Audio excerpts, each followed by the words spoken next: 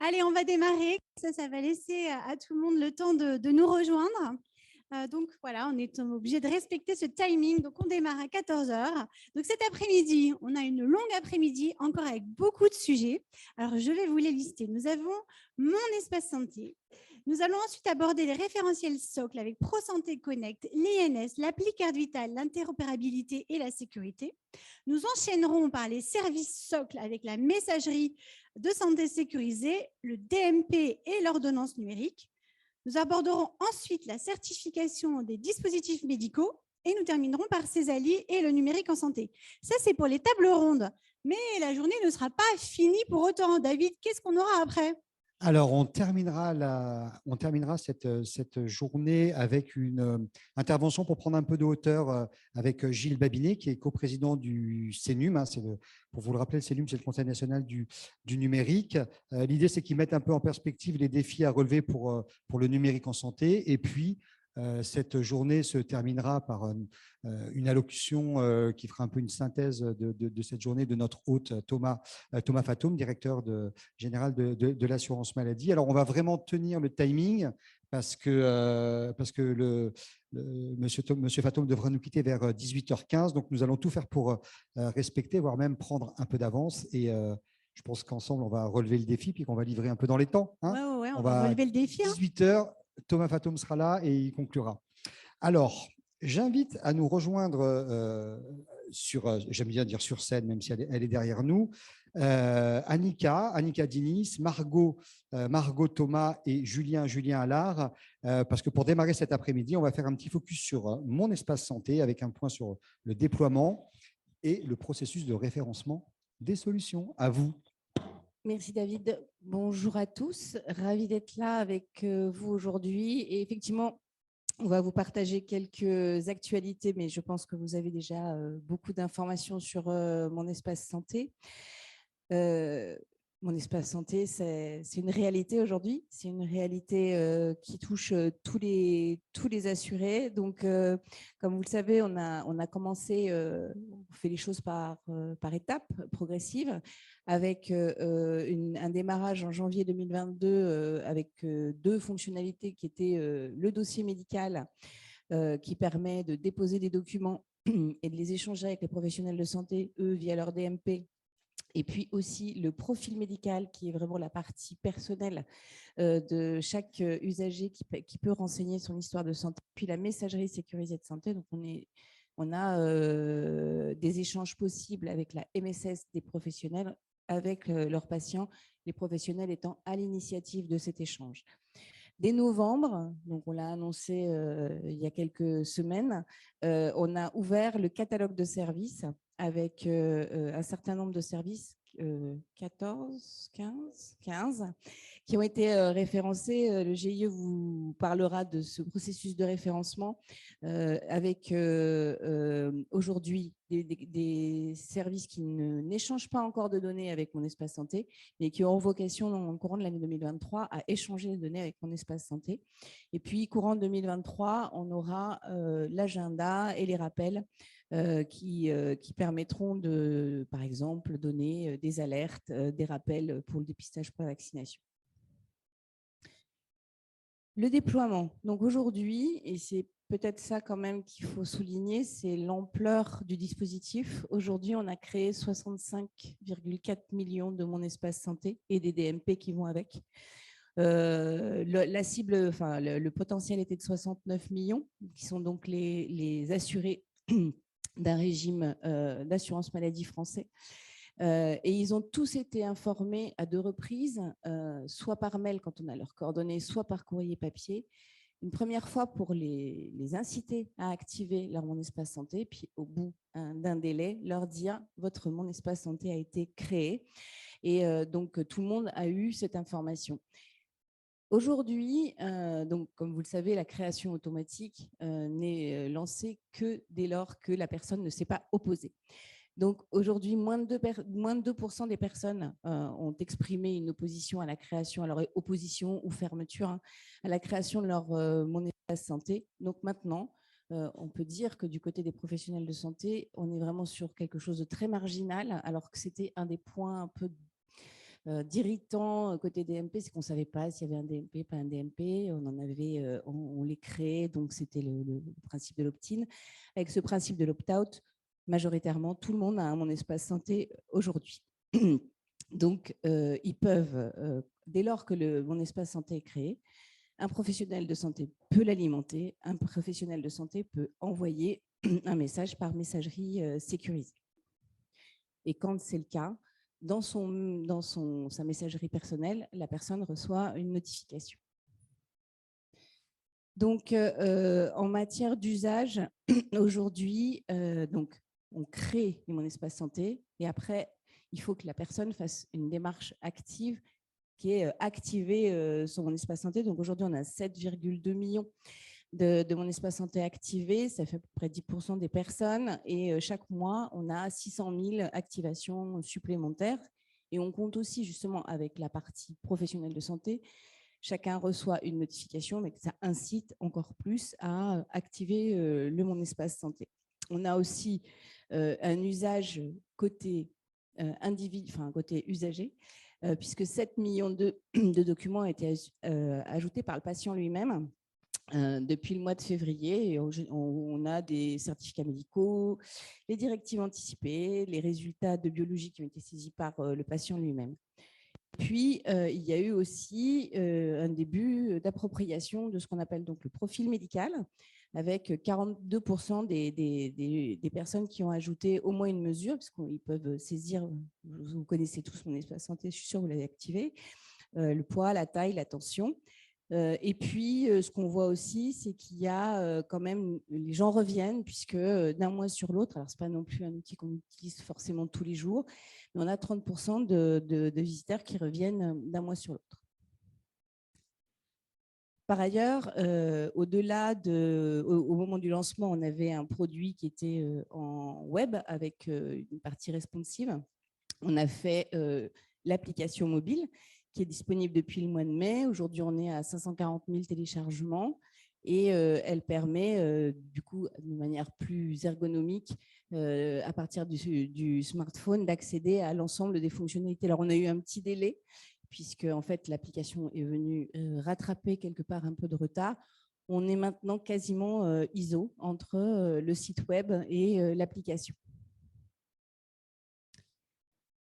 On est tout le temps dans une démarche d'enrichissement de Mon Espace Santé. On essaye aussi beaucoup de récupérer l'expérience des utilisateurs pour améliorer le produit.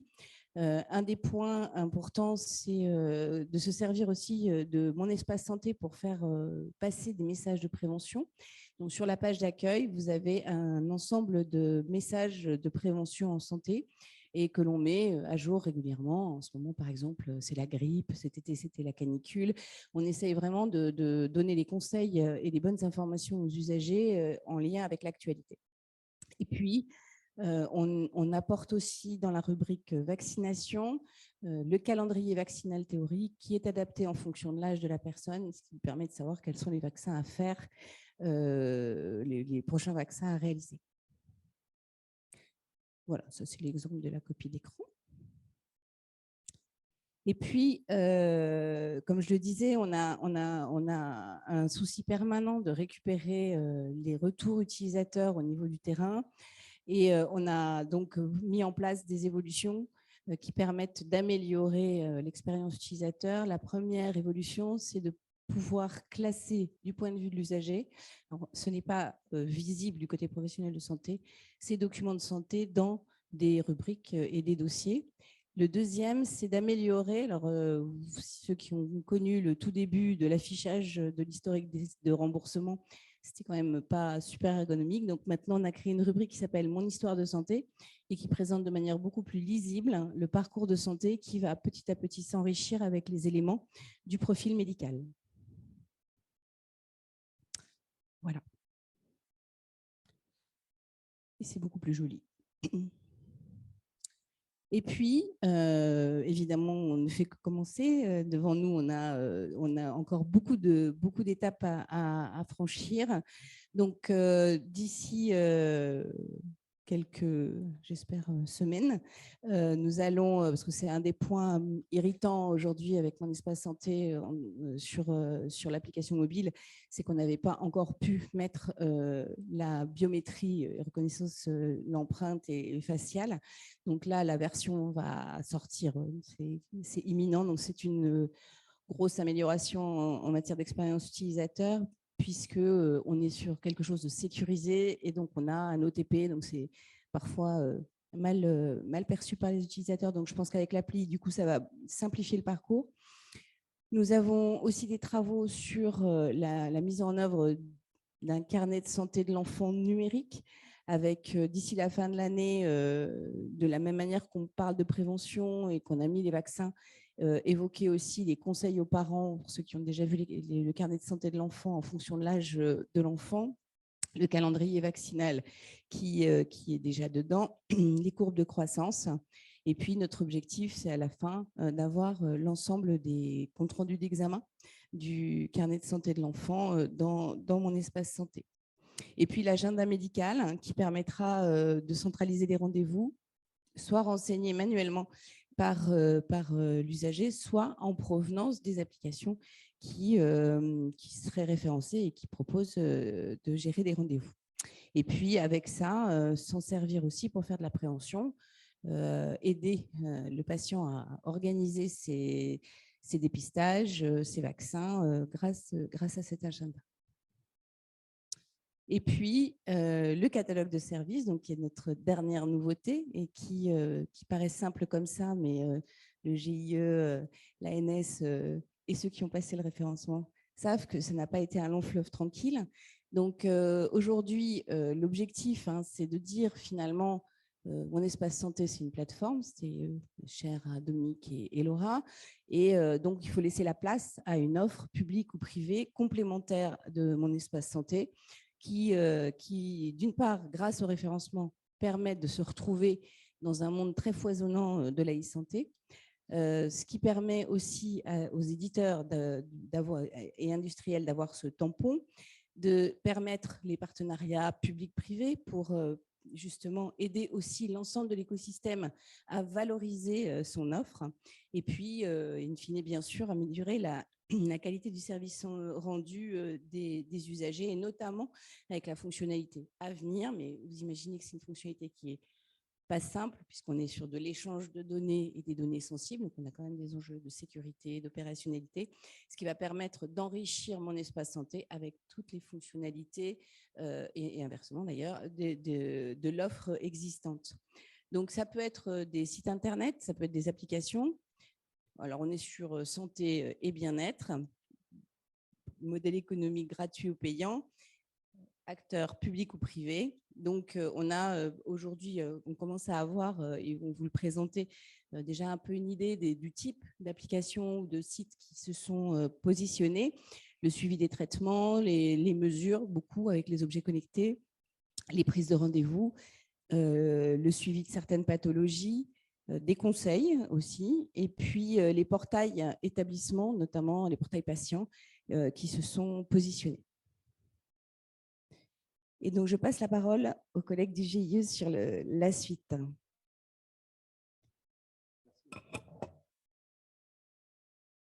Bonjour. Merci, Annika. Bonjour à tous. Je suis ravi de vous présenter avec Margot le référencement au catalogue de services de mon espace santé. Ravi d'une part parce que le catalogue est ouvert depuis le 3 novembre et ça fait de nombreux mois qu'on travaille dessus, qu'on travaille à mettre en place ce processus de référencement avec la CNAM, la DNS et l'ANS et le GIE. Et on a des éditeurs qui ont beaucoup travaillé et qui ont réussi à aller au bout et à être référencés. Et ça, c'est une fierté pour nous d'avoir pu les emmener jusque-là. Comme l'a dit tout à l'heure Annika, d'abord, le catalogue de services, on est bien sur une orientation d'application pour les usagers. Donc, voilà, je vous présente sur cette slide très rapidement quels sont les services attendus pour le catalogue. On n'a pas de limite dans l'imagination, mais il faut rester quand même dans certains critères. Donc, on a besoin que ce soit des services qui s'adressent dans des domaines particuliers, que sont le soin, le social ou le médico-social. Ça peut être fait par n'importe quel acteur, privé ou public. On peut imaginer que ces applications soient connectées ou non à des dispositifs médicaux, des objets connectés, plein de choses. Et ça peut être des acteurs privés ou publics. C'est des applications. Donc, iOS, Android aujourd'hui, c'est ce qui existe sur le marché, ou des sites web. Et je vous propose une petite vidéo pour illustrer ce qu'on peut faire sur ce catalogue et pourquoi venir.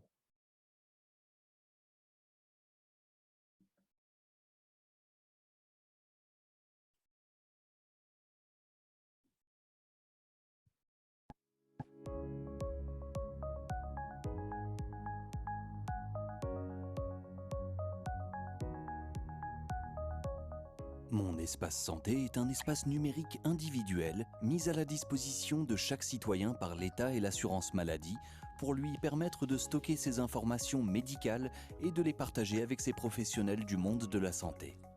Mon espace santé doit permettre aux citoyens d'être mieux soignés. Mon espace santé contient une version enrichie du dossier médical partagé pour stocker et partager ses données de santé. Une messagerie sécurisée de santé pour échanger avec ses professionnels de santé. Un agenda santé pour gérer ses rendez-vous médicaux et recevoir des rappels pour les dates clés des examens de contrôle. Et un catalogue de services numériques de santé référencé par l'État pour découvrir l'offre de solutions utiles en santé et gérer les accès à ses données personnelles. Tous les services numériques à destination des citoyens, patients, utiles à la prise en charge de leur santé, peuvent candidater au référencement. Les services numériques éligibles sont les applications mobiles et les sites web.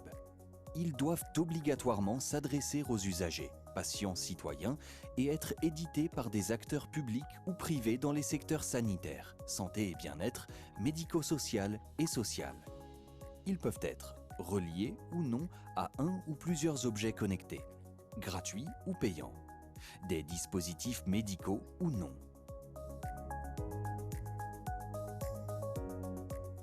Pour un éditeur, rejoindre le catalogue de Mon Espace Santé, c'est être reconnu par la puissance publique comme un acteur dispensant des services de santé, bénéficier d'une vitrine au sein d'un catalogue riche en services pour la santé de millions d'usagers potentiels, être associé à un espace sécurisé à la main des usagers pour qu'ils puissent partager leurs informations et documents avec leurs professionnels de santé en toute confiance.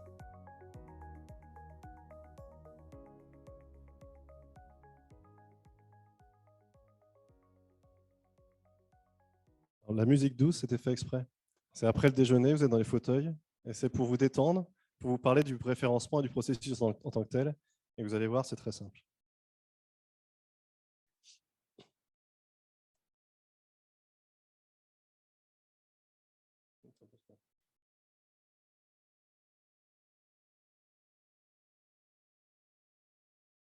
Super. Alors, au GIE Invital, on va vous accompagner pour vous faire référencer au sein du catalogue de services de Mon Espace Santé.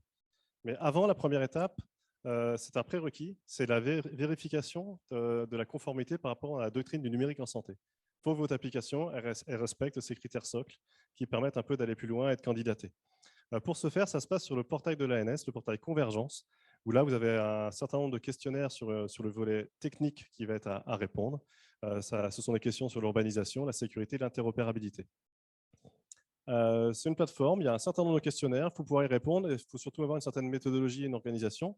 Et à cet effet, on vous propose demain, les collègues de l'ANS vous proposent un webinaire à 15h30. On va vous réexpliquer un peu le parcours sur Convergence et quelles sont les bonnes pratiques pour bien avancer dans ce référencement. Quand vous avez passé ce prérequis, qui est très rapide, vous pouvez candidater directement au niveau de Mon Espace Santé. Et ça se fait par le portail de référencement, qui est à l'adresse indiquée sur les slides derrière, donc éditeur-monespacesanté.fr. Aujourd'hui, c'est un portail qui vous donne de l'information. Vous allez retrouver notamment le guide du référencement, qui vous présente toutes les différentes étapes et tout ce qu'il va falloir faire pour être référencé. Et derrière, on va vous expliquer les critères qui vont être nécessaires pour être évalués. Parce que demain, votre application, quand elle sera référencée, elle sera labellisée par l'État, donc c'est un certain label qui est mis en place, et ça nécessite d'avoir complété et réalisé une certaine conformité à un certain nombre de critères. Donc il y en a un peu plus de 150 sur différents domaines, un volet technique, un volet éthique, un volet informatique et liberté sur la partie juridique, et demain, il y aura des questions liées à la sécurité pour les applications avec échange de données. Derrière, dans l'accompagnement, les collègues de l'ANS analyseront vos différentes réponses et vos différents dépôts de preuves sur tout ce qui est partie technique et éthique par rapport à la doctrine. Et le GIE Sésame Vital analysera la partie juridique et la partie sécurité pour les échanges de données.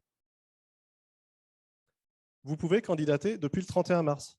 Le 31 mars, c'était l'ouverture du référencement pour toutes les applications sans échange de données.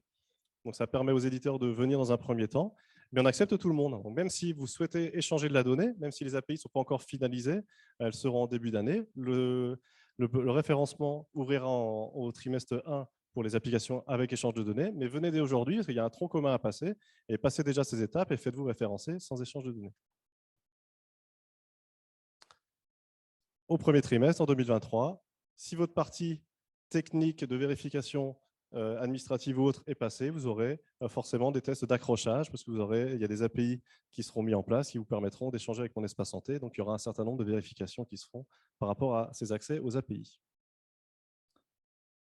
Quand vous avez fait ces 3 étapes très simples, donc vérification à la doctrine sur un volet technique, un volet éthique, questionnaire informatique et liberté RGPD, vérification technique si besoin, votre dossier est mature et il peut être soumis à la commission de référencement de mon espace santé. La commission de référencement, elle se réunit tous les mois. Elle est composée de 9 membres issus de différents domaines. On a différents experts du domaine de la santé, de la gestion des données personnelles, de la sécurité, de l'interopérabilité. La commission se réunit et va opter pour un avis favorable pour votre référencement. Et comme vous aurez bien travaillé, vous aurez tous un avis favorable pour être référencé. Et à ce moment-là, vous serez publié au sein du catalogue de services de mon espace santé. Publication qui se fera pour 1 an. Si au bout d'1 an, il ne s'est rien passé sur votre application, vous n'avez rien changé, vous serez renouvelé, on vous posera quelques questions et ça sera simple. S'il y a des modifications structurantes, forcément, il y aura des parties à compléter et à remettre en place. Vous êtes référencé pour une application sans échange de données. Dans 6-7 mois, vous pourrez revenir pour rajouter une rubrique échange de données et on analysera les pièces différentes pour pouvoir vous référencer. Là, c'est tout le référencement. Je vous propose d'avoir un petit zoom sur vos collègues qui ont réussi à être référencés. Et donc, Margot va vous présenter les applications qui existent aujourd'hui dans le catalogue. Donc, du coup, on voit, là, comme disait Julien, qu'il y a eu 4 commissions qui ont eu lieu. Donc, la première commission a eu lieu en juillet. Et 15 services sont dès à présent référencés. Vous n'en trouverez que 12 pour l'instant sur le catalogue. Quand tout à chacun va sur son espace santé, on voit 12 services et bientôt 15. Donc, voilà. Là, c'est un petit peu de chiffres depuis l'ouverture du référencement. En préambule, je veux vraiment vous expliquer la différence entre un dossier et un service. Donc, si on prend l'exemple d'un service comme Amélie connue de tout à chacun. Donc, Amélie, c'est un service. Et Amélie peut postuler pour, par exemple, 3 dossiers, en l'occurrence. Donc, un dossier pour le site web Amélie, un dossier pour l'application iOS Amélie, un dossier pour l'application Android Amélie. Donc, elle peut postuler pour 1, 2 ou 3 dossiers. Mais en tout cas, il faut avoir en tête qu'un service Amélie, un dossier, il peut avoir N dossiers pour un service. Donc là, on voit que depuis le 31 mars, il y a 270 dossiers dans l'outil Convergence, qui est l'outil ANS, qui est un prérequis que Julien vient de vous présenter. Sur ces 270 dossiers, il y en a 70 dossiers qui ont candidaté, qui ont contacté le GIE pour se faire référencer. 70 dossiers, ça correspond à 36 services. Et 36 services, ça correspond à 32 éditeurs. Donc, un éditeur peut postuler pour plusieurs services. Si je continue sur Amélie, du coup, l'ACNAM, c'est l'éditeur et il peut postuler pour Amélie et pour un autre service, comme par exemple Tabac Infoservice ou un autre service dont il dispose. Donc, 36 services référencés, 36 services qui ont candidaté au référencement et 16 services qui sont passés en commission et 15 qui ont été réellement référencés. Juste pour préciser, ça ne veut pas dire qu'on a écarté tous les autres. C'est-à-dire qu'il y en a qui sont dans la phase de vérification de la doctrine, donc ça prend un peu de temps. Ceux qui sont présentés, c'est les 32 éditeurs avec 36 dossiers. On a jugé qu'il y en avait 16 qui étaient matures pour passer en commission. Le but du jeu, c'est effectivement que les éditeurs ont bien travaillé, mais que ça passe aussi en commission derrière. Donc, s'il y a des non-conformités, on retravaille avec vous, on va faire des corrections avant de soumettre les dossiers en commission. Les prochaines étapes, comme le disait Annika, c'est l'échange de données avec mon espace santé. Donc, pour ça, on travaille sur des API. Une API qui va nous permettre de nous connecter avec mon espace santé et de gérer ses consentements. Et puis, des API pour échanger concrètement des données. On donne juste un petit exemple concret de qu'est-ce que l'échange de données avec mon espace santé. Donc, On voit un usager, là, par exemple, qui a une balance connectée, donc il va se peser, le poids, la balance va envoyer son poids à l'application, à son application. L'application va se synchroniser avec mon espace santé et ensuite l'usager, il va pouvoir, depuis son espace santé, consulter sa donnée de poids et il peut aussi décider de donner aux professionnels de santé de son choix la possibilité de consulter son poids, en l'occurrence, si je donne l'exemple du poids. Donc, voilà un exemple d'objet connecté. Donc ça, c'est les prochaines étapes qui devront voir le jour courant 2023. Et enfin, le dernier point, c'est pour les prochaines étapes, mais c'est une prochaine étape beaucoup plus court terme. C'est la semaine prochaine, on organise une web TV et on vous invite tous à vous inscrire. Donc, il y a un vrai teasing parce que je n'arrive pas à passer la slide. Donc, voilà, c'est là. Donc, on vous invite à nous contacter par mail pour vous inscrire. Donc, on réexpliquera, on parlera du catalogue de services de Mon Espace Santé, entre autres. Donc voilà, on compte sur vous. Inscrivez-vous, il y aura des témoignages éditeurs, on partagera avec vous des bonnes pratiques, il y aura des retours sur le fonctionnement de la commission. Ça permettra d'aller un peu plus dans le détail qu'aujourd'hui. Donc, inscrivez-vous et participez. On échangera aussi, on répondra aussi en direct à vos questions le mardi 22.